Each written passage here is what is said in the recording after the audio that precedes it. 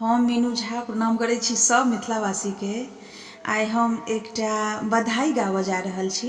अयोध्या नवनिर्माण पर में ई रचना अछि। रचनाकार श्री नवनाथ झा जी छथिन। बहुत बहुत धन्यवाद संग बहुत बहुत बधाई सब गोटे के। जय मिथिला, जय मैथिली, जय सिया राम।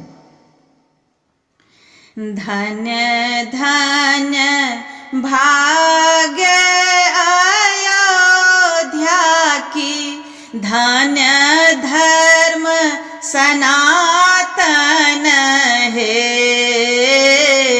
धन्य धन्य भाग्य अयोध्या की, धन्य धर्म सनातन है। आहे नवगृह भेल निर्माण, राम सिया ला निज मंदिर है। आहे नवगृह भेल निर्माण, राम सिया ला निज मंदिर है।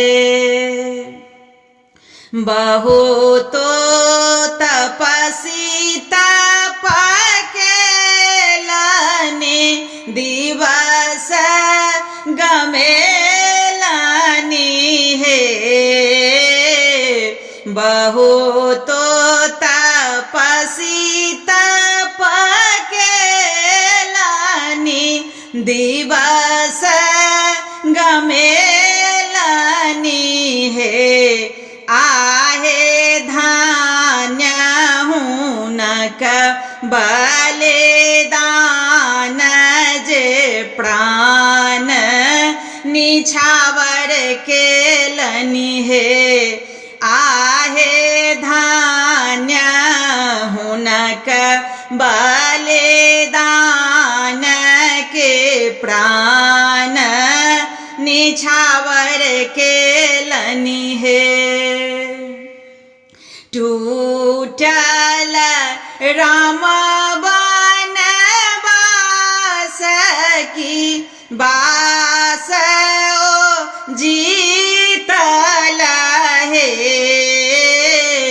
टूटल राम बनवास की, बास ओ जीतल हे।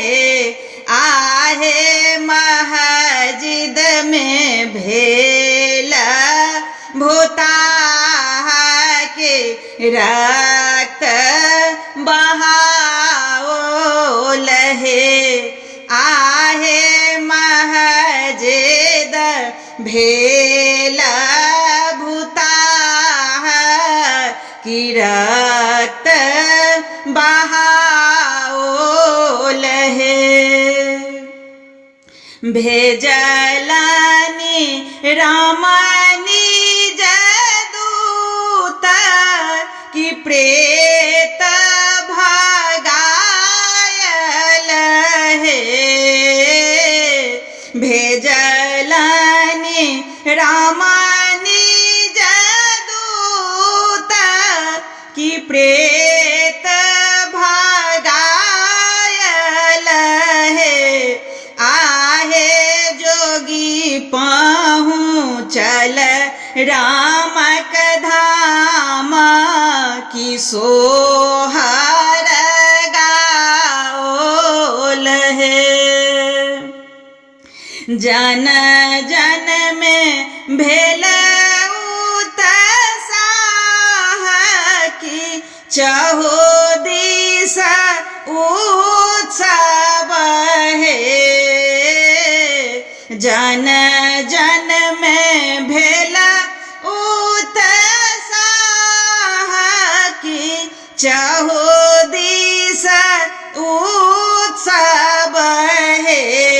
आहे घर घर दीप जराओल, देत बधाई है।